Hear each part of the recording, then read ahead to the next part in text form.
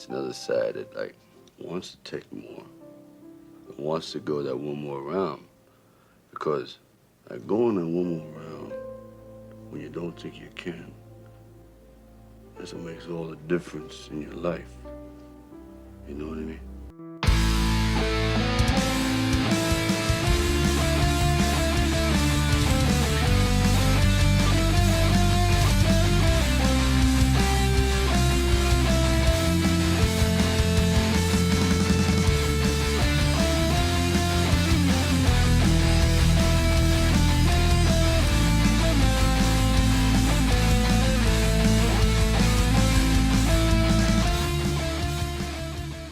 Hello, good day, and welcome to another episode of One More Round, the Rocky Series podcast. I'm your host, Ryan, and returning this week, we have the lovely Kyle. Welcome back. We missed you. I missed you guys. I was walking downstairs to get my computer set up. I'm like, geez, I feel like I haven't podcasted forever. And I actually had forgotten that I missed the last one. I'm like, it doesn't feel like 2 weeks. And that's because it wasn't. It was been a long time. I always say how fast things go when we do our show bi-weekly, more or less, and I'm always amazed in a good way. Oh, we're here again, but then how fast 2 weeks actually goes. So it's scary. We want to thank Jared again for filling in for Kyle last week. Jared did a great job. He's got the great podcasting voice and great insights. Unfortunately, Katie's going to be gone for the next 2 episodes. So our viewership and our downloads will decrease quite a bit. Maybe I shouldn't have said anything because now people aren't even going to bother to download the next Is episodes. It really going to be? God, it's going to be a long time since I yeah. You know, we should maybe look into now with AI getting like an AI Katie to just have some pre-programmed lines so we can have her say. I see my value. We prefer real Katie, but if you're going to ditch us, we got to have something to fill the gap. There isn't another Katie out there. You can replace a Kyle. You can't replace a Katie. That's true. She's got gaps, so we got gaps. AI will fill those gaps. Yeah, it will fill those gaps. Okay, so yeah, I have a couple of people that I might reach out to for the next couple episodes, so stand by for those invitations. One of them is actually one of our very frequent commenters, that's Andy. I am going to reach out to him and his partner, Evan. They run the Van Damme podcast on our network, and I'm going to see if they would be willing to fill in for one or both shows. One, because Andy comments so much anyways, he might as well just come on the show and tell us his thoughts live, and he's really great at what he does, and Evan will just rein Andy in. That seems to be Evan's job, so we'll see if they would be willing to come on. We'll make that happen. But speaking of that, Andy did leave us some comments on our last episode there. It's true. He says, in reference to the deleted scene of Rocky checking on Robert with his friends there, and the basement scene in the work print is the best example of how great the movie could have been. Cutting Rocky's walk down the stairs creates one of the biggest continuity errors ever. I'm confused about what the continuity part he's talking about. Because remember, the scene was just him going down to talk to Robert after Robert's. He thinks he knows me. It was that scene. Then he goes down to talk to Robert in the basement with his friends, when they're listening to rock and roll music. I'm just trying to figure out the continuity part. Because they still included the scene where they still have like a disagreement or an argument. Yeah, I guess the idea we don't see Rocky get to the basement. I don't know. Again, maybe if Andy's on the next episode, he can clarify, or in the comments, what he meant by continuity. Other than that, I agree. Again, the workers' print shows us that a better film was there with some of those scenes. I think at the end of the day, that we could agree on that. I just don't know about the continuity talk. Okay. Also, more stairs. Katie with the stairs. He then, in reference to the product placement that Tommy Gunn wore, this is wild. I can't believe I never noticed it. So, Kyle, Andy said that Tommy had a real business product placement on his outfit at some point in the film. Myself, Jared, and Katie could not, for the life of us, figure out what it was on our last episode. And we came to the conclusion that it might have been his pony shoes. Have you ever heard of pony shoes? I think so, yeah. Okay, we had never heard of pony shoes. Jared had heard of pony shoes, and those were actually the brand shoes that Tommy wore in the film. They're legit brand and boxer shoes, apparently. But we were wrong. Andy gives us the correct answer, and I'll give you a hint, Kyle. It was on his cap, his baseball cap. After Little Caesars. Yeah, Wow. Little Caesars. That's right. I always found that odd that he was wearing a Little Caesars hat. I've never noticed it before. God. Good job. Very good. It is. Yep. Yeah, we Okay. couldn't figure it out. We went the whole episode. So Andy came back and he told us it was Little Caesars. That's the answer there. If you had told me that clue, Kyle, last week or last recording, it's on his baseball cap, I probably would have said Nike, Okay, yeah. Adidas. I had to zoom in on the photo. Like, I feel like I've never seen this movie, or maybe only seen it once, like on a resolution clear enough to actually see what was on his hat. Mandela effect. Yeah, at some point watching that film, that stuck out to me. And I was always like, why did they pick Little Caesars? Like, why is that in there? And I think it was because, like, I didn't understand the idea of product placements yet. I didn't understand the heavy Nike product placement in Rocky 3, the Adidas product placement in Rocky 4. Little Caesars is odd, though, because Nike and Adidas are, like, at least athletic type brands. Yeah, Little Caesars does stand out. Little Caesars is just really shitty quality pizza. So that somebody, the boxers would never eat. They would never eat junk food. Maybe after the fight, that's their celebratory. Yeah. That's the celebratory meal of the fight. Yeah. Okay. He says, in reference to Duke's long game, geographical locations, and more timeline issues. Did Duke set up residence and offices in Philly just for this scheme? I'm guessing the Kane fight. Oh, so for some reason, when he says Duke to me is Tony Burton. Oh, sure. No, George Washington. Yeah. Of course. Yes. Okay. Reframe it for Katie's brain. This is George Washington Duke. Did Duke set up residence and offices in Philly just for this scheme? I'm guessing the Kane fight was at the Spectrum. He shows up at Andy's very quickly after the press conference. A scene showing Rocky and his family reunited would have helped here, along with a small time jump for Tommy to confront Rocky. It's all too convenient.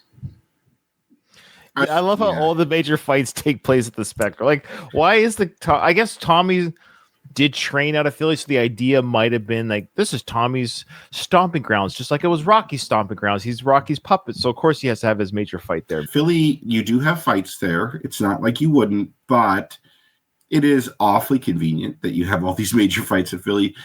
This time, you actually have a lot of fights in Atlantic City, which is just down the road from Philly. I don't know exactly how long Atlantic City is away. I think maybe it's like an hour or something. That makes more sense. You have a fight there or in New York. I think Philly for this fight is because Rocky is the draw. Rocky managing Tommy is the big draw for people. That's what tickets were already sold. Already sold. You could make that argument for the Rocky universe that Rocky in this world, Philadelphia, probably pre-1975, is not a major fight destination, but it became one because all these big fights took place in Philly. Mm-hmm. Even though in Rocky 3, the Madison Square Garden was the first fight against Clubber, in Rocky fighting at like Caesar's Palace and places like that. But I think it's like a legitimate good point that you can say that Rocky has made Philly a boxing destination in this universe. Not only that, just that this is a title fight for Rocky's robot. This is Rocky's protege. Therefore, it only makes sense to have it in Philly, Rocky's hometown.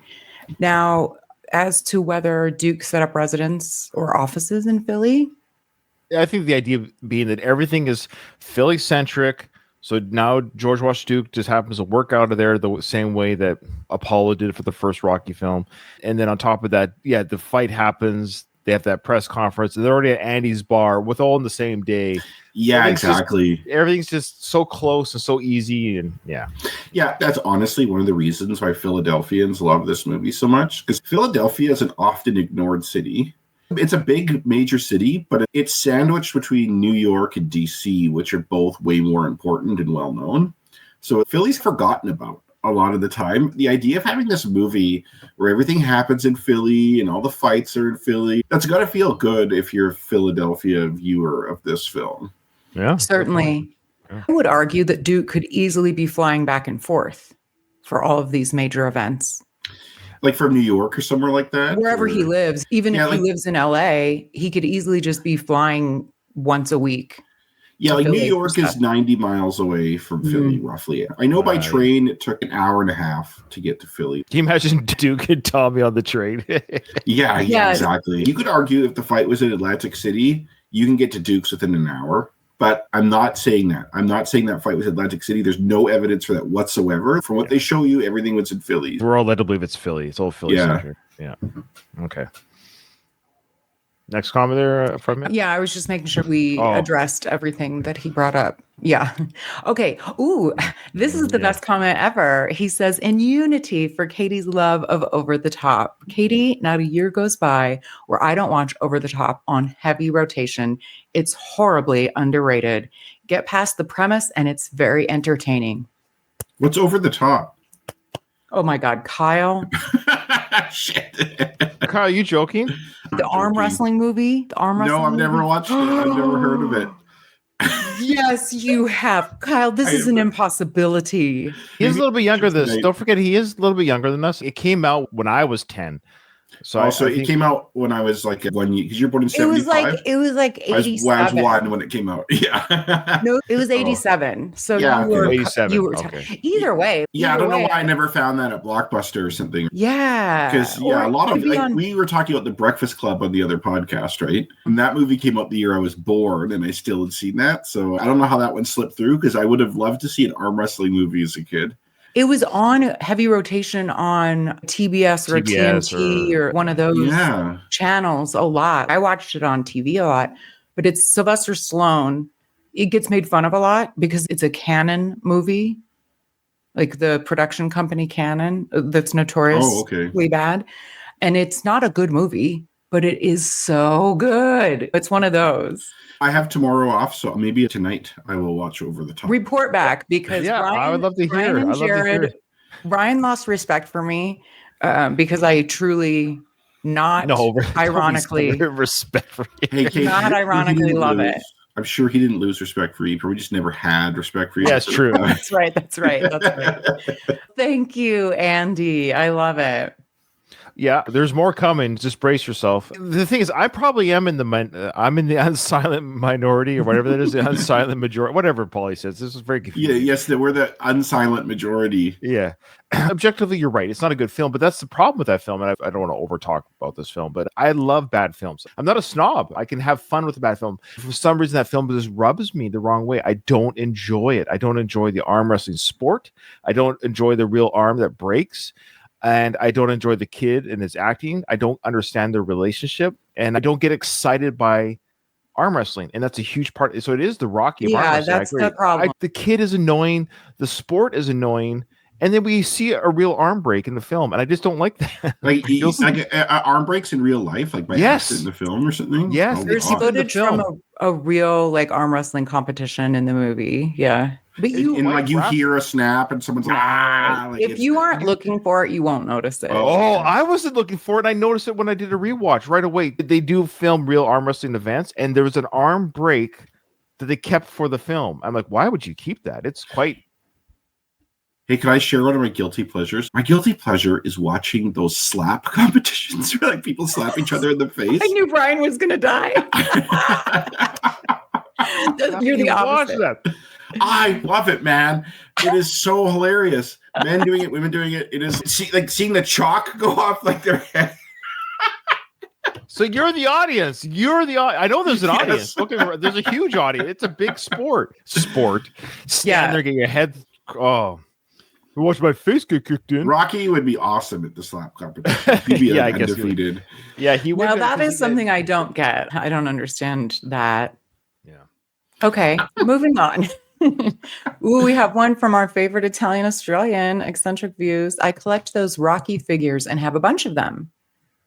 So there's collectible figures from the Rocky franchise that were made. Wasn't that like on the old pod, or maybe it was this podcast?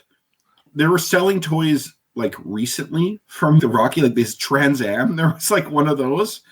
And we were like shocked that they were still selling Rocky related stuff all these years. Yeah, later. I bought the Trans Am. Okay, yeah. I didn't even realize that they had the figures. Like there was a Rocky, there's a Polly, there's a Santa Polly. There's a Polly with a Santa outfit. I collect those Rocky figures and have a bunch of them. I almost bought the Polly figure, which now sells for about $2,000 in Australian dollars. Katie, I also love Over the Top. It's one of my favorites. I want to back you up here. Sly was at his hottest for sure. It's a great father-son story with a fun 80s cheese, some great action, and an awesome soundtrack. It's an underdog story, essentially Rocky, but with arm wrestling. Thank you, Eccentric Views. I'm just going to take the silence supporting me as the louder voice. Okay, yes, talk about the silent majority. The silent majority are on your side. That's the whole premise behind the silent majority. Richard Nixon always talked about the silent majority. That, like, there's all these protests, like Vietnam protests and all this stuff, and he would contend that's the vocal minority. That, in fact, the great silent majority is okay with everything he's doing. And you can't prove that. It's just, Yeah. You can't prove a negative. You know what Polly says? I'm the unsilent majority. Yes, I love Polly. The guy's not that stupid. Yeah, he has a good brain, terrible liver. All right. Yeah. He'd probably be a genius, actually, if he didn't drink so much. Because it's like alcohol's not the best for your brain. So it's... No, I've read that at the level he drinks, it's... Oh, is that what's wrong with my brain? You're fine. You're doing just fine. I don't think you have poly levels of alcohol consumption, though. I'm just teasing. Teasing. Both of you have actually done this show not sober before. That is true. Fact. That is true. This is tea. I do have tea this morning. I have coffee. I have some caffeine. That was it looks like there's more love for Over the Top. There is more love. From Pilsung, like Katie, I love Over the Top too. Definitely one of my favorite Stallone movies. Aside from the Rocky series, it's one of the more family-friendly films I can enjoy with my son. P.S. I love Cobra too. Classic Sly, LOL. I also love Cobra, and it's really bad, but I also love Cobra. Yes, Cobra is the definition of it's objectively a bad film, but it's fun to watch. So I get this what people do with Over the Top. I've already said my piece about that. I don't enjoy. There's no you like it if you don't like arm wrestling. Yeah. So Cobra has everything I love: action, Sly thinking he's cool when he's really. It's such a weird. Like, why are you acting so cool? It's almost, hey, I want you to do a caricature of what a cool person would do. He's got to have a toothpick in his mouth. He's got to wear sunglasses inside of a grocery store, and he's got to have a leather jacket and a cool car and a tough man attitude. I work alone. I fight. Okay, all right, you got it. It's all the things that make somebody cool. It's like a cool starter pack outfit and everything. Starter pack, it is, because he's got the trench coat. Am I remembering it right? No, does he have a trench coat? I can't remember now. I know. Now I think I'm misremembering. And then we have these like demonic bad guys and stuff. It's really cool. Oh, I forgot about it. It's really strange. It's very strange. But Cobra. Now, Kyle, have you seen Cobra? I don't think he has. I want to say 1986. No. You're right. I think it was 86. Over Top was after it. Yeah. And that was his wife at the time. Bridget Nielsen was in that film, in that model shooting. Yeah, she looked way better in Rocky IV than she does in Cobra. Yeah, she has like a red wig or something. Yeah. Okay, so this last one's big. So bear with us, folks. This is from the real Hector Canales, our favorite wrestler. Donald mentioned the action figure, and you guys kept the ball rolling. If there's one thing I know more than wrestling, it's Rocky. And the Rocky action figure toy line by Jakks, Jakks Pacific from 2006. I've been reviewing them for a couple of years now. The story of how the line was developed is fascinating. The man in charge of making WWE action figures kept pitching the idea to executives. In early 2006, he presented mock-up figures at a Japanese toy fair without having the rights to Rocky Balboa or the likeness rights to anyone except Hulk Hogan, aka Thunderlips. After significant interest from retailers, Jakks Pacific secured the Rocky license, which was perfect timing because Rocky Balboa, the movie, was in mid-production. Jakks produced incredible action figures, creating almost every main character, which had never been done before. The story is much longer and a bit sad, as the toy line was cut short and canceled, and the remaining figures were released without any fanfare, except for me, as I collected nearly every piece sold in stores. I'm missing a few, including the Santa Polly. It looked like you could buy it for about $500. The Polly figure wasn't sold in stores, but was given to Jack's Pacific employees as a Christmas gift. That gives you a clue that we didn't know that. That's partly why it's hard to find. It was never sold in stores, according to Hector, which I think he follows this very closely. So that I don't know if that was ever sold in stores, the Santa outfit. That's why it's so expensive. He said remaining figures were released without any fanfare. He said he's missing a few. Hector is missing the Santa Polly. You say right, the Polly figure wasn't sold in stores, but was given to Oh, Jack. you're right. That Polly figure. Yeah, that one. Yeah. You're right. So, apologies. That Polly figure wasn't sold in stores, but was given to the employees as a Christmas gift. Gee, that's crazy. If you look at the back of the card, it doesn't show other collectible figures or anything like that. Instead, it lists every Jack's Pacific employee. Oh, that's cool. We talk about the Polly figure. Is this the one you mentioned earlier that goes for like $2,000? There's very few of them made, I guess. That's why they go for so much money. Would I be right there? It could have been 100 employees. So he's saying that this Christmas, correct me if I'm wrong, Hector, this was given as so the Santa one makes sense, right? It's a Santa figure given to the employees of the Jack's Pacific Toy Company. Here's Polly. It's like a Christmas grab bag. On the Polly one, what was written on the back was the employees, like Katie, That's Kyle, really cool. Ryan, George, Scott. Cool. Then people are like, oh, this is great and all, but I could probably get a couple bucks. So somebody sells theirs and somebody says, oh, they just made $500. I'm going to sell mine. And so now that's how you get them. So if you own this one, it's cool. It's even better story, I think. This was a gift. This was never sold in stores. Do you ever wonder if the people in like the factory in China making this stuff looks at it and judges us? They're like, why are they buying this shit? This is some weird guy dressed up as Santa. Because they don't know who Polly is probably or any of this.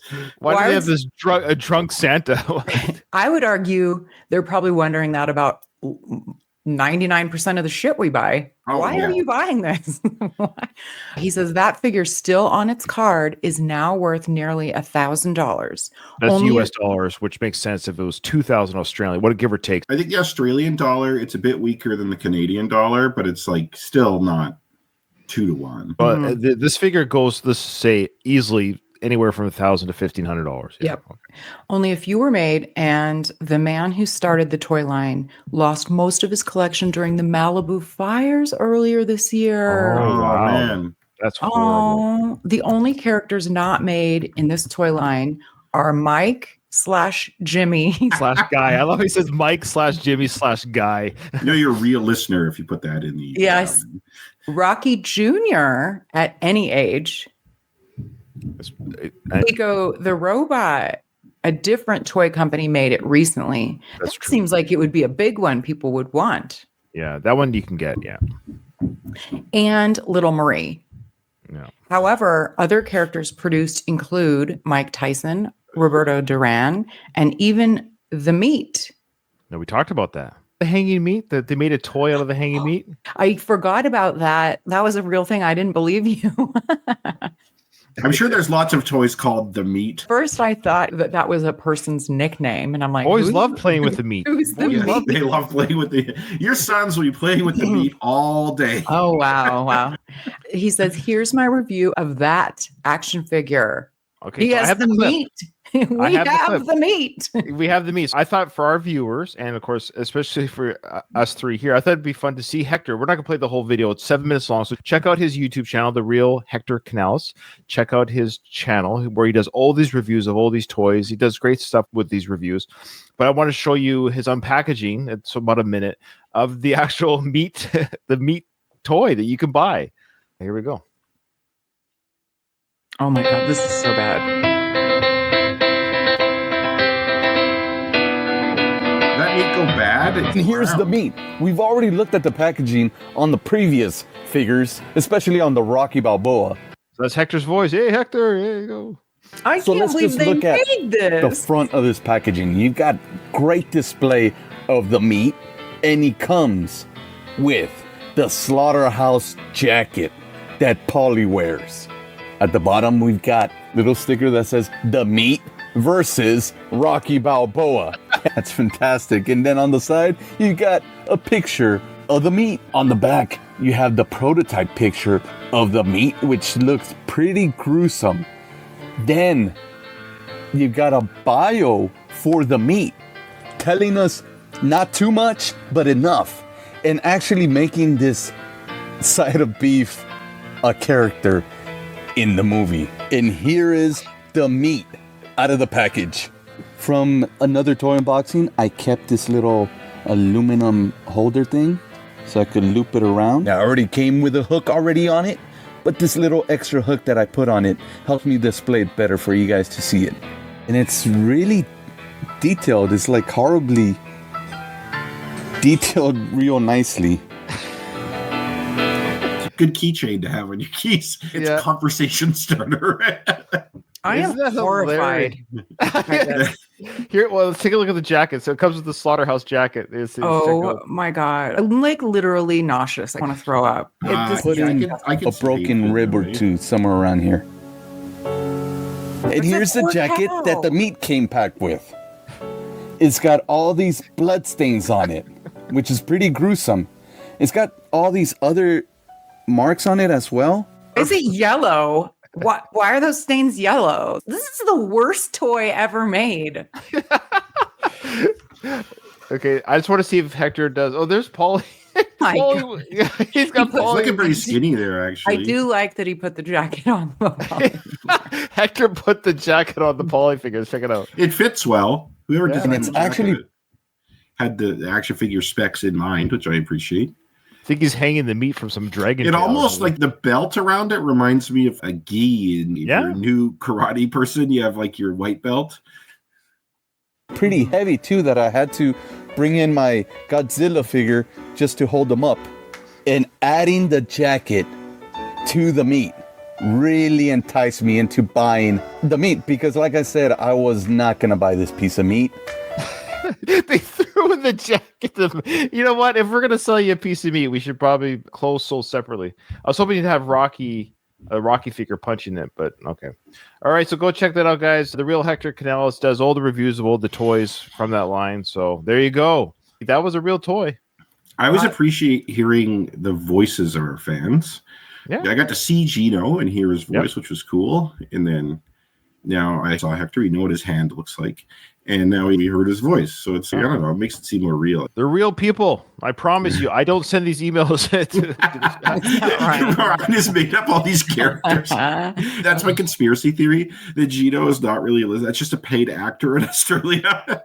That's right. They're all actors in Australia, aren't they? All right, there you go. So where we last left off, for Kyle and for our listeners, Tommy and his girlfriend are about to leave the residence. George has dropped off all the Christmas gifts, and this is that famous sequence when Rocky goes out to talk to Tommy at the car. Go ahead. Hurry up and get to this party. I can't wait to show you off. Merry Christmas! Merry Christmas! All right, guy. Now, I just love that cutout scene. So there's a couple things happen really quickly. So they leave the house, and Karen's, I can't wait to show you off. Do you hear that? Like, to her friends. Look at this hot up-and-comer #1 ranked boxer I'm with. So she wants to show him off to her family and friends. And then I love, you got like a drunk George yelling Merry Christmas to jingling bells as the limo drives off the street. What did he say about him? I missed that. About George in that he said something to Rocky just before you stopped the clip. Okay, sure. Let's go back 5 seconds here. Merry Christmas! All right, guy. Hey, tell me, Something about look at that guy or what a guy. What a guy. Yeah, I think what a guy. What a guy. Even he's embarrassed. Like, yeah, it's a little cringe, as the kids say. what do you want to talk to me about? Is the car unlocked? Yeah. So, what do you think? Hey, tell me, what do you want to talk to me about? Isn't it a long drive? Yeah. It's a little bit different there. So she says in the work print, is the car unlocked? Tommy says, yeah. And then she asks, now, isn't it a long drive? Then he says, yeah. But, also, even if it was locked, you could unlock it. The top's down. Yes. Somebody maybe pointed that out to them, and they're like, is it a long drive? Is it a long drive? Yeah, maybe she's just like an airhead, right? She's a redhead, for sure. Yeah. But... What do you think? Well, where'd you get this from? Dude gave it to me. Tommy? Hey, maybe you want to give this thing back, Tom. And I knew it. I knew you were going to say that. Give it back? Why? The guy likes the way I fight.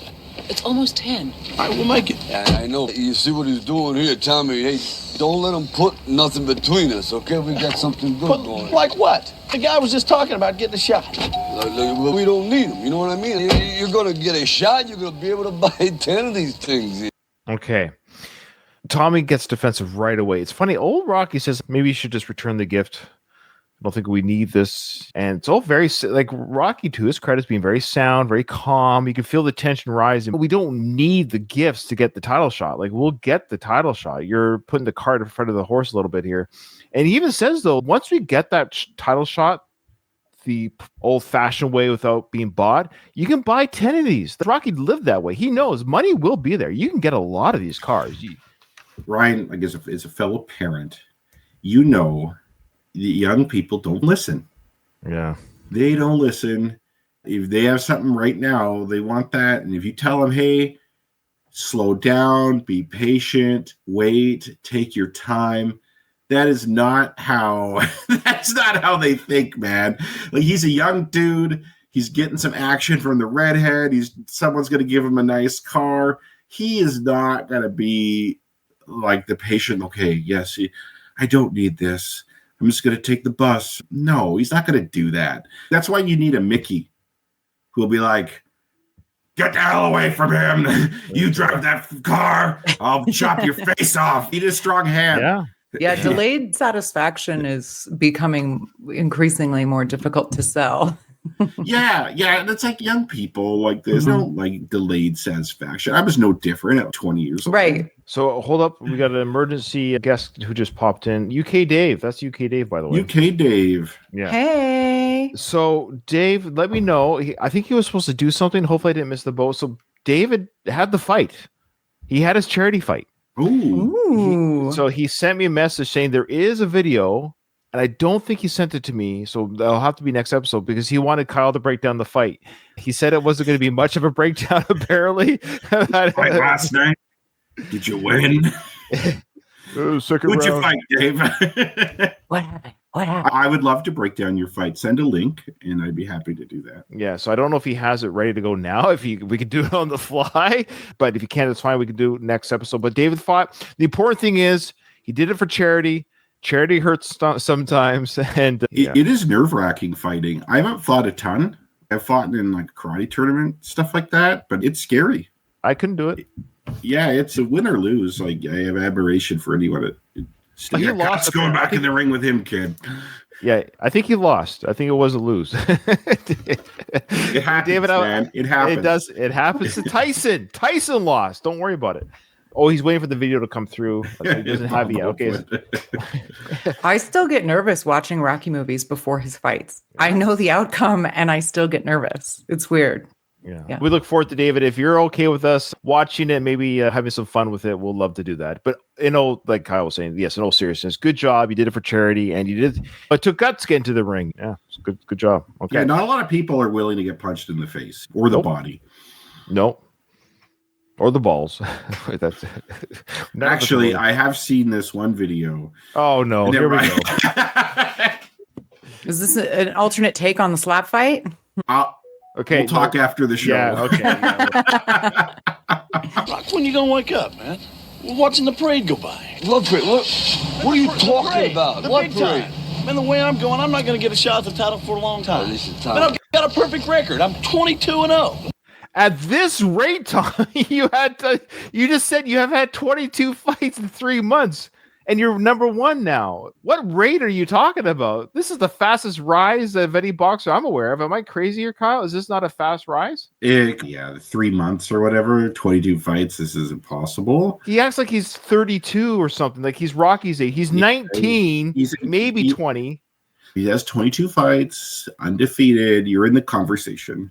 I think, though, there's more than just a good record that gets you a title shot. And that being said, though, Rocky has the influence, or he could probably arrange that. But it seems like in this universe, Duke has the power, right? Duke owns the top fighters, specifically Union Kane, the champion.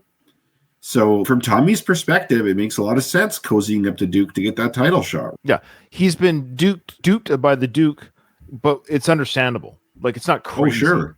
Yeah. I remember, for example, at 23 years old, finishing college and thinking I was really behind. because I started a few years late. I'm like, I'm already 23. Yeah. And now I look back at that, and oh my God, you're so young at 23. But I think it is common to have that feeling like things are going by too fast, or you have this timeline in your head when you expect things to happen and it's not. And so I think Tommy's a super normal person here. I actually think the way it was written here is like totally believable. Rocky isn't really offering anything specific. He is not sharing with Tommy, here's my plan. He's just being vague. And I also am annoyed by the girlfriend, Karen, or whatever her name is. Karen, yeah. Yeah, being, come on, let's go. It almost reminds me of a child. Yeah. When a child's bored and they want to leave. And she's a spoiled brat, and she's a paid mistress. Yeah. Yeah, and she doesn't like Rocky. She's probably told not to like Rocky because Rocky's the enemy. Not just that, she was probably told to get Tommy out of there quick. Sure. Rocky feels rushed, so you're probably not going to hash out the specifics here. But to Katie's point, I think that Rocky could have at least said, hey, you know what? Let's sit down. I know you're leaving for this party now, but let's sit down, obviously, between Christmas and New Year's. Let's map out a path of getting a title shot. Instead of being like, it'll come eventually, you'll be able to do this. Some vague thing like that. I agree. But even up until this point, clearly Tommy has probably been saying, like, because he keeps saying, when am I going to get a title shot? Am I going to get one now? And Rocky's like, sure, yeah. Yeah, it sucks. One of these days we'll go to Disneyland. When are we going? When are we going to Disneyland? Louis brings up a good point here. Louis says, he says here, Tommy is done with slumming it.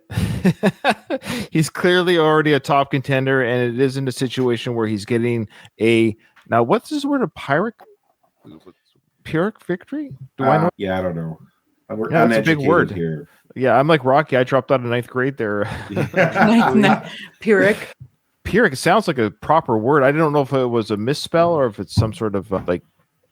We're just ham and eggers over here. So he goes on to say that will harm him later. So Rocky doesn't intend to, but he's essentially living vicariously through Tommy taking on the role of Mickey. So I agree. That's the problem with Rocky that he fixes later when he trains Adonis, is that he hasn't found himself yet as a trainer. So he's relying too much on Mickey when he's Rocky. If he allowed to be more Rocky and use Mickey-isms, but trust himself as a trainer, I think he could have been a better trainer at this point, but he just wasn't ready yet. He even said, he admitted, I'm not a trainer. No, that was the other guy. I'm just the trained guy.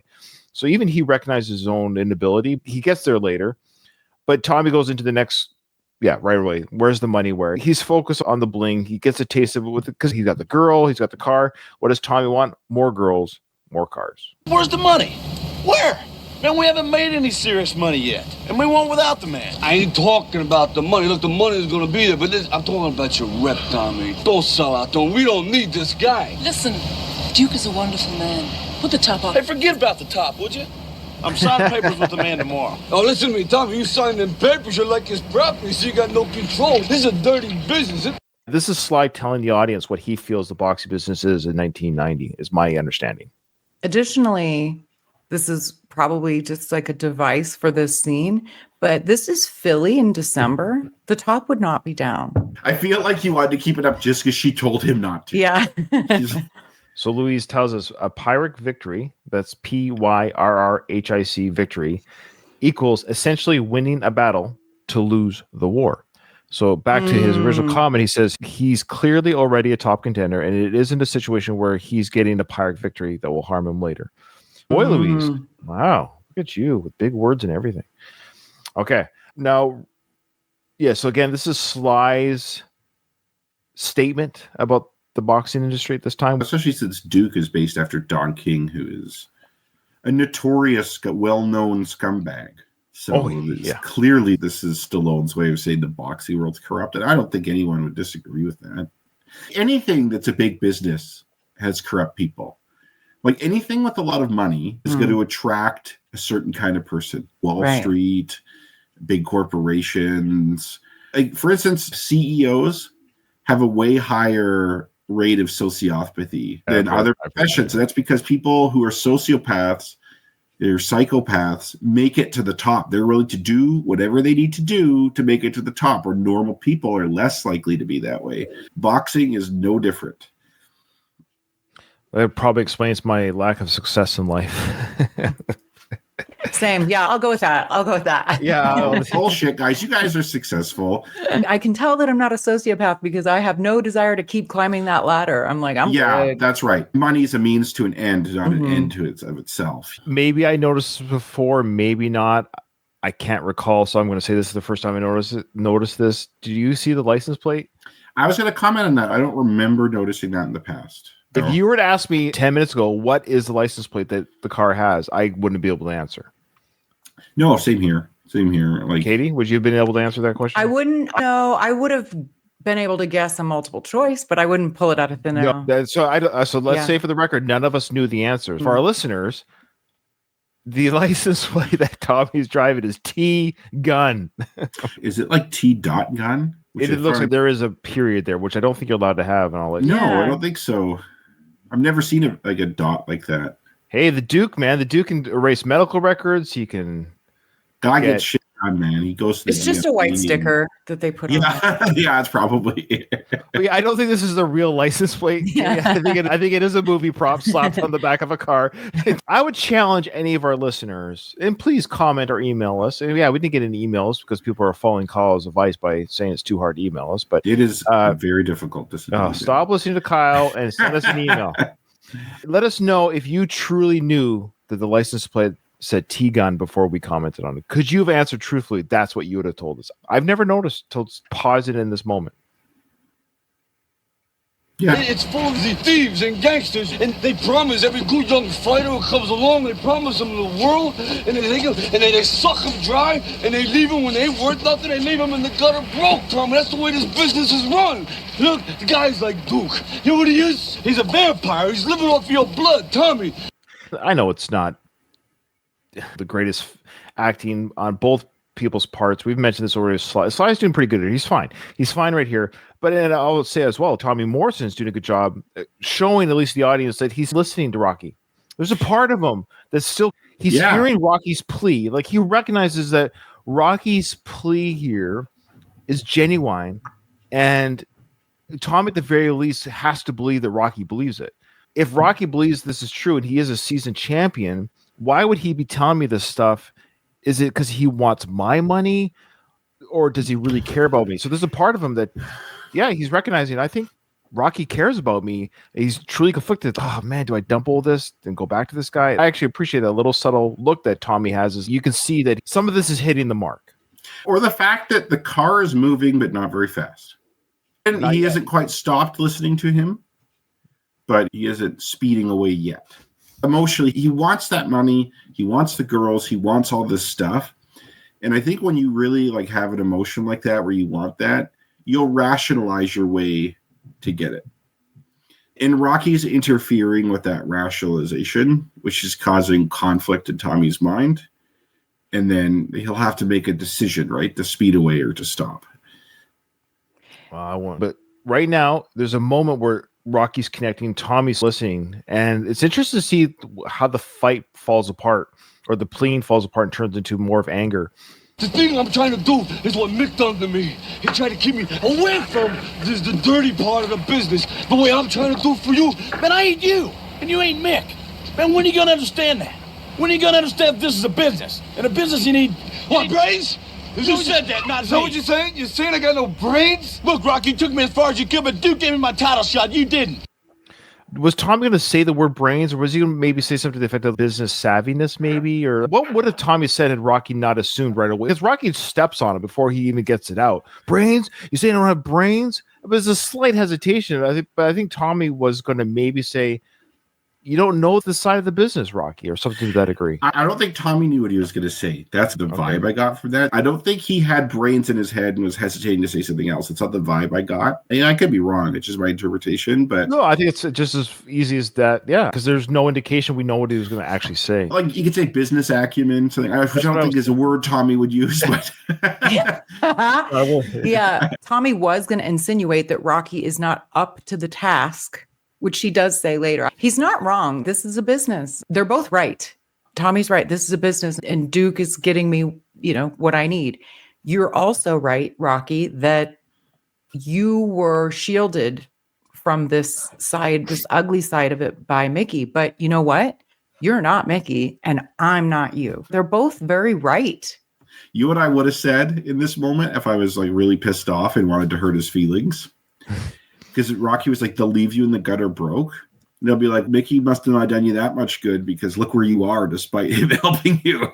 Good you're in the gutter point. broke. Oh boy. Oh, you didn't have very good business sense, did you? You lost all your money. Yeah, exactly. Like, why would I trust you to run my business when you got good fucked? point. I think you guys nailed it. That's what he was thinking. You're back where you started, because he says here, you took me as far as you can go. Boxing wise, great. I am the best boxer I ever could have been thanks to the training of an ex-champion who beat Drago and Apollo. Awesome. However, on the business side of things, you're living in the slums and I don't want to live here. He's saying if you want to keep trading me, then do it. If you don't, honestly, like I think Duke's a prick. I can understand why Rocky does not want anything to do with him. Of course. But it's like, yeah, Stallone is a trainer. He's not a manager. And I don't think he's really keeping him away from that much. Like, by keeping him away, what he's really doing is just totally isolating him from everything, but then not actually fulfilling that role himself. And to be fair, neither did Mick. Right. Other than giving him hand-picked matches at Rocky up to in the beginning of Rocky 3. It's the only managerial move we've ever seen Mick do, because the first two fights against Apollo were all Apollo. Mickey had nothing to do with setting those up whatsoever. And in fact opposed it just because he thought Rocky was unhealthy. So I don't know. Like, I don't think he learned much from Mickey in terms of managing either. Like, he says this dialogue about Mick keeping him away from all this stuff, but you don't see that at all. Yeah, and we don't really see who his manager. We assume there was one in Rocky 4, like a manager of sorts. He managed himself. Just like I think he's self-managed. Yeah. Okay. It would make sense if you had someone like Duke take the role of manager.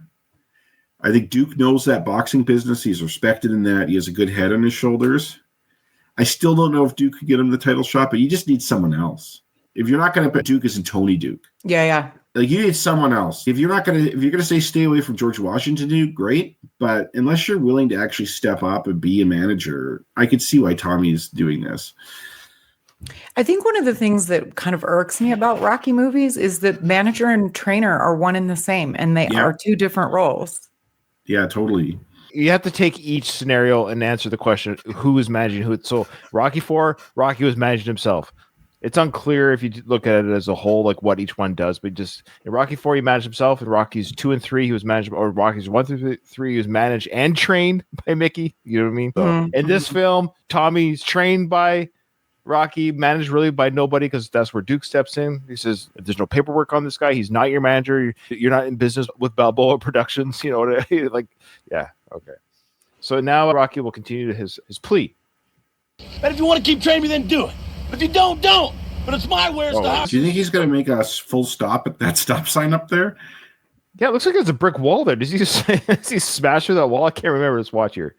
Oh, there it is. Okay. Yeah, he ran a stop sign. The law. He broke the law.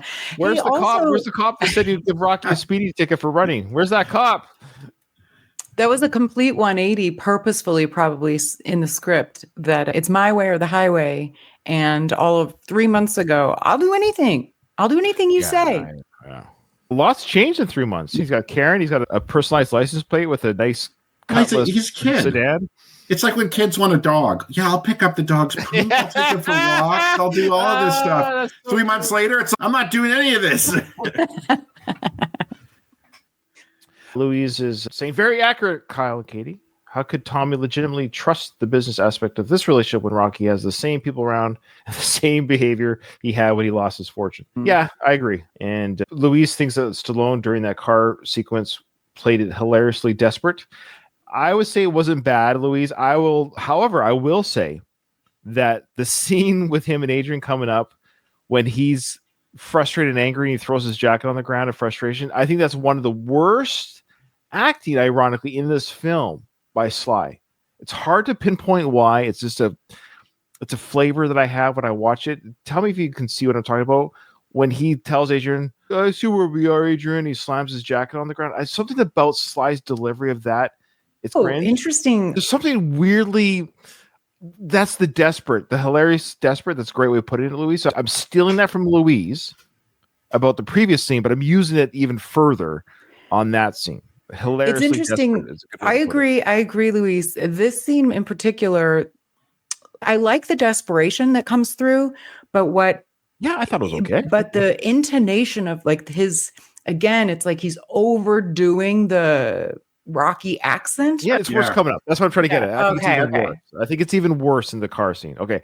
Yeah. So now, of course, the car screeches away, and I guess the stress of the moment combined with the squealing tires is now showcasing head trauma. We're seeing as an audience that's affecting his brain injury. If that little moment there causes this reaction here, boy, he sure was able to handle that fist fight later. You know what I mean? Yeah. You'd assume bare knuckle fists hitting you in the face and head with lights and people cheering around you didn't cause any of the. There are a few moments within that scene where he sees stuff. I guess so. Sure. Because he seems very debilitated here is all. But yeah, who knows?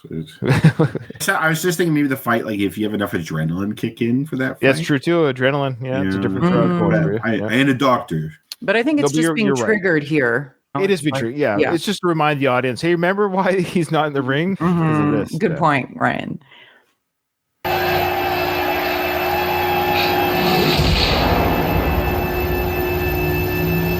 However, I poke a little bit of fun. It's a very effective though, it's effective with the sound effect, the image of Drago, the lighting.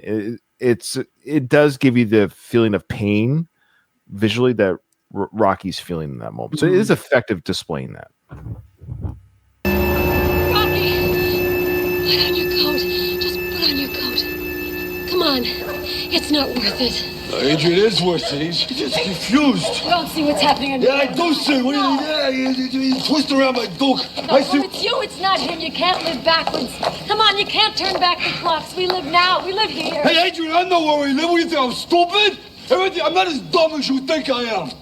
Okay, this is a great little kind of underlining character arc that's investigated throughout the films. Remember Rocky 2 with the commercials? Oh, I'm gonna punch you. I just talk this way. So it's actually a nice little byline that exists in some of the films where the character, he recognizes that he sounds punchy and he comes off a little bit slow or he says things a little bit differently, but he's self-aware enough that he thinks, not necessarily accurately, but he thinks that other people thinks that he's not bright, that he's not the brightest. And even though he's not necessarily, but he actually is self-aware enough to recognize he might not be the smartest guy in the room. But now I feel bad that he thinks Adrian has ever felt that way.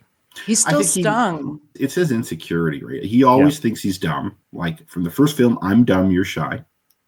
Yeah. And I think he feels hurt by what just happened with Tommy there. Feels rejected. Like you have, I guess they call it a rejection sensitivity. Like you're feeling rejected there. You feel down on yourself, and now you live in this neighborhood. And then Adrian's trying to help you, but she's saying, hey, you don't get it. It's not like this. When you've just been rejected, you're going to feel like that's not her trying to help you. That's her criticizing you some more. Okay, and it's like you're going to lash out and say, hey, I'm not stupid. You think I'm not as dumb as you think I am. Like, I actually do get this. Thank you, Adrian, Dr. Peterson. Love it. I hope it didn't sound like I was criticizing. I was actually just showing that it shows that he's still, that he's still. And nobody, and Adrian doesn't think he's dumb. She already just said that. Of course, she doesn't think that, and we don't think she's ever thought that, of course. But I love here. He goes, "Don't you think I can smell it?" Like the idea, this place stinks. Remember this? Yeah, right there. Yeah, Donald got it. This place stinks. We're right back there again. Yeah. He should have brought back this place. Good point. These East Coast cities, I think it's because they're older than out West. These East Coast cities, they don't have like back alleyways for garbage. So if you go to New York or Boston or Philly, these big East Coast cities, all the garbage is left out on the front street. And I don't know what it's like now, but when I was in New York in the summer, it stunk. Like there's nowhere else to put it. It has to get picked up on trash. It has to be up there. Like it's not designed like it's dense like that. And it's funny because I'm trying to think. In London, was it like that? I feel like in London it wasn't like that. Like I think they do a better job. Like with of course sanitation. They do. Yeah, I do think there's alleys in Philly because the only reason I think that I've never been there, is because Polly says, go out in the alley and eat the bird. You have an alley between buildings, but like a back alley, for right? trash Like, pickup, yeah. yeah, in like down the street here, there's just garbage on the street waiting to be picked up, right? And that's got to stink. And in reality, it's summer, even though it's not here. Good It's point, Christmas time, yeah. but in actuality, it probably does for real smell there. You know, I can smell it. I see what we are. I don't want this no more. I want something good for the family. I don't want this. I don't want this. So I get it. He's angry. He's upset. It's all very understandable as a father, provider, husband, ex-champion, blah, blah, blah. He doesn't want to be back here. I remember when I was on that bed and I said I want to be another bump in the neighborhood.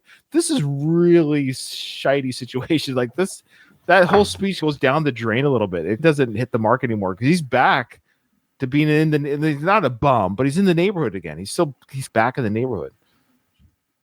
Did I come back here and get my brain? All right. Did I come back here and get my brains beat up for these guys to say, hey, there goes Balboa. There's just another bump in the neighborhood. I didn't want this. No, come on. Nobody says that. I'm saying it, Adrian. I'm saying this. I'm saying this. Bum. Oh, yeah, like he literally does say, I'm just another bum from the neighborhood. This is a good husband-wife fight, and I don't mean that like my wife and I fight, but there have been times where, 15 years of marriage, of course, where I've said something to the effect of my wife will say, I'll say something about myself, and she'll say, and rightfully, she'll say, I didn't say that. And I've actually said, I'm saying it. Like, you didn't say this, but that doesn't mean I'm not feeling it. You don't have to say the words, and that's exactly what Rocky's saying. He's like, I didn't say that. Rocky's like, I'm saying it. This is what I'm feeling. So I totally on Rocky's side. I'm just another bum from the neighborhood. She's saying no one's saying that. It's not just that she's not saying what no one else is. And I think what Rocky's saying is it's not the fact that I have a reputation. It's that I feel like I'm another bum from the neighborhood. I heard Rocky Balboa when Mason Dixon got back with his trainer briefly and they were talking. Yeah. And the trainer's the only respect that really matters is self-respect. And Rocky has lost his self-respect here. His mind, in the way he sees it, he is another bum from the neighborhood. He's a failure. And Adrian trying to reassure him that other people don't think that is not the issue. Yeah, because it's still what he feels, he says. I feel that, Rocky. There goes Balboa. There's just another bump in the neighborhood. I didn't want this. No, come on. Nobody says that. I'm saying it, Adrian. I'm saying this. I'm saying this. When that kid was in the ring, you know what I was doing? I was winning. When he was winning, I was winning. You were winning? Yeah, it was. It was my last chance at getting some respect for us. Do you know that? I respect it's gone. you. It's gone. I respect You can't respect. Oh, this is the part. Oh, it's this part here. When he says the way you can respect me, I respect myself. Anyway, Sly does an okay job. It's just, again, I think there's a little bit of ad lib here is part of the problem. I like this dialogue, though. This is very well written. I think this is like a really good understanding of the human condition and how someone in Rocky's spot here would be feeling. Yeah. And I get what you mean, though. I think that the way it's acted is not optimal. Yeah, I totally oversold the bad acting in the wrong spot, because now that I'm watching all the way through, because I didn't pre-watch this, even though I edited this together a few weeks ago. This is the part after many years of watching it, just the way Sly goes, just that little part there. Again, tell me if I'm off my rocker. You know what? Other than the fact that they had a fight like this in Rocky 3. This is not Rocky to me. Yelling like this. Like that's probably what it might be too, Kyle. Is that it feels a little off character. Because the Rocky I know and like from the earlier films, and also the Rocky and Rocky Balboa, he'll be like somber, and then he'll say something and then walk away. You know how this didn't bother me? It did. Or it's something like that. So if there was a scene where like they were sitting on the step after this fight and talking about it. And he's just another bum from the neighborhood. And she said, no one's saying that. I'm saying that. That could have been. And then he walks away. You know what I mean? If it was like that, to me, that's the Rocky. I don't know, because he was this way in Rocky 1 with Mickey. Like when he's pushed to his limit and he's so effing angry and he just can't contain this emotion. You know what? I think you're right. I think that's true. There's Took the words out of my way. I was just going to use that example of the. I'm sorry. It's Rocky. great. Yeah, because there's 2 instances now. There's Rocky 1 and then and Rocky 3. Stairs, Now Rocky 2. You got it. Rocky 2, he's more chill. Rocky 4, he's more chill. So it could go either way for him. Him yelling is not out of character. Yeah, you're right.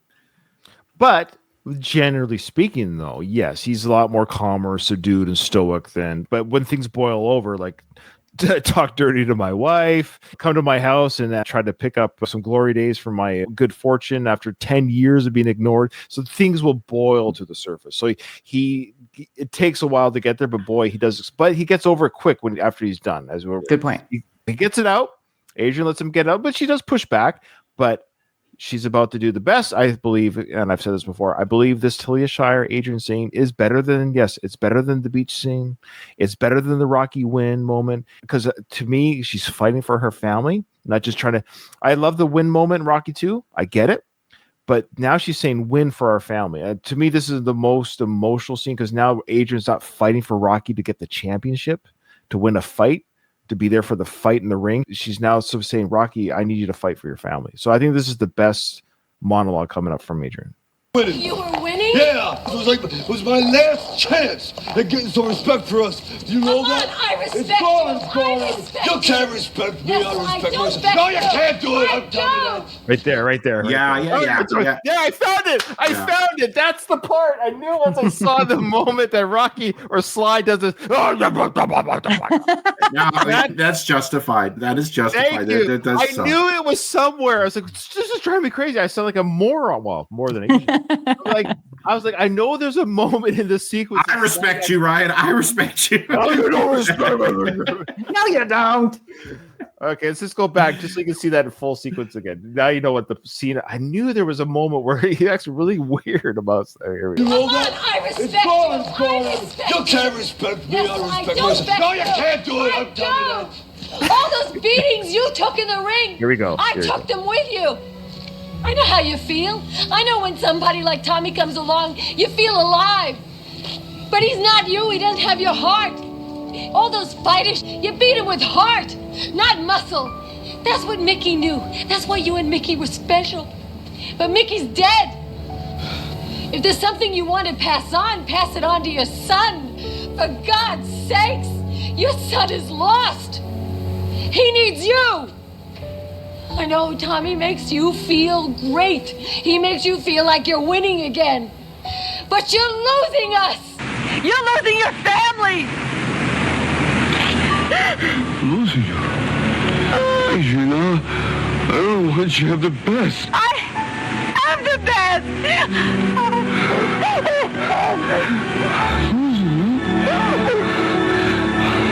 I'm sorry.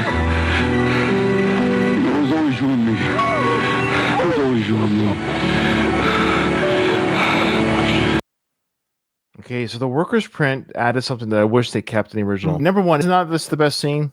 Like, I'm honestly. teary-eyed. Yeah, Adrian, or Talia gives a really good performance. Yes, it's an Oscar-worthy performance. Yeah, like I get the tingles, hearing that. Like my eyes are watery. I know. I saw you, Kate. It's beautiful. I love it. Okay, so you're going to hear the audio listeners, of course. You're going to hear the quality sound change. That's because that's the workers' print. Now, it does tie into the very end. But Rocky said, I was going to lose you. He's now just broken out of his fog. This is the moment he breaks out of the fog. He finally understands, oh, this whole time I've been losing my family. He's dumbfounded. But that's it. No more. He's not going to do this anymore. But it took this moment. He's actually legitimately, I'm losing my family. Anyways, and then he says, it's unclear what he says, but Adrian says, I have the best. He says, I want you to have the best. Oh, then she says, I have. Isn't that a beautiful moment? Yeah. That was taken out. Why was that taken out? I don't know. Yeah, and it makes sense. I think as from a guy's perspective, we provide a safe home for you. We provide you with things that you want, especially his generation. But I think men in general are like this. And so it's you do. If you're not providing, you feel like a failure. And she's, you know what? There's more to providing than just money. It helps. It helps. But also, you know what? They're not homeless. No, they're not. They're living in like a normal house. Yeah. It probably feels like shit compared to the house they just lived in, granted, but sure. He makes you feel like you're winning again. But you're losing us. You're losing your family. Losing you. Adrian, I don't want you to have the best. I'm the best. That moment there when she's the way Talia acts that part, I have her voice cracks or like cracks and it looks real. And I don't know why they cut that out. Why would they take that away from her and us as a viewer? When he says it's always been you and me, it makes that even more meaningful. So they should have kept it. Yeah, odd choice by director John Avildsen or Rocky or Sludgies. There's something about always been you and me that bugged me for some reason. Okay. I don't know why, because it's actually not bad, but it's almost like he's still not thinking of his son. It's always been like it's. I wish he would have said something along the lines of "our family is important to me, not just you and me." But I get it from the same thing. It's like their history extends farther than that too, right? Yeah. And that I don't know. This is me being picky and weird. No, that's fair. You're picking weird. It took me forever to get to my worst part of the scene. I heard it too because you're losing your son, and then Rocky's focused on his relationship. But it really is always with Rocky. It's Rocky and Adrian. Your family. Yeah, she does tie it off with you're losing your family. Yeah. But in previous times, she's said you're losing your son. I don't know. At any rate, I'm not married, but I would imagine like that the partner relationship is more important because the kids are going to leave. It's always you and me. The kids are going to leave. At the end of the day, yeah. That's how I feel too. Is I chose my wife, and even though I chose to have kids, they can choose to like, I'm done with you, Dad, or whatever. Different relationship where they go live their life. Like I love my partner, and I have no plans on leaving her. If our relationship went down a certain path, if there was some weird hypothetical situation where I'm like, you had to pick between your partner and your kids come first. I see that point of view. I guess I was just meaning it's very in keeping with Rocky's love for Adrian and that they're so rock solid that it's never even a question that he would have to choose. Yeah, and it's a false choice. There is no you don't have to choose between them in reality. It's like they're both there. You're a unit. You're a family. But it also tracks that he's always had kind of a complicated relationship with his son. But Adrian, it's so clear and simple with Adrian. He clearly loves Adrian more than his son. Yes. Like I guess it's a different kind of love. I mean, I have adult children and we have an amazing relationship. These are the kids from the divorce. So we have the best friendship. We're like friends. And I mean that with the powerful part of a friendship. Like we're more than sometimes I forget they're my sons. We're just so close. We're just like guys. And it is really neat. And then my other 4 kids at home. Yeah, I guess what I'm trying to say is regarding it, but at the end of the day, like I'm glad that scenario will never come up where I have to choose a relationship with Becky and my 4 other kids. It'd be horrible to have to make that choose a side, Dad. What are you guys doing to me? But yeah, so no, love everybody. That's all I can say. Love everybody as best you can. All right, that's it. That's all I got. Okay, so remember, Katie won't be here for 2 more episodes. So please don't stop listening. We might still have good things to say. And we're going to get some guests, co-hosts to fill in. Nobody can replace Katie. They're just there to help. So Kyle and I can bounce off ideas of other voices. And Kyle has homework. You have homework. What's my homework? Remember? Over the top. Report back. Okay. Yeah. Katie, I just want to tell you, I think going to Central America to drunk mule is bad judgment. I think you should reconsider. But whatever you do, be careful. There was a woman who was just caught at the border with. Did you hear about that one? No. Did she have a bunch of stuff in her prison purse? It wasn't in her purse and it wasn't in her mouth. All right. I said prison purse. I missed the prison. I've never heard that term. Okay, fair enough. Yeah. All right. So with that, this episode is over. I didn't hear no bell.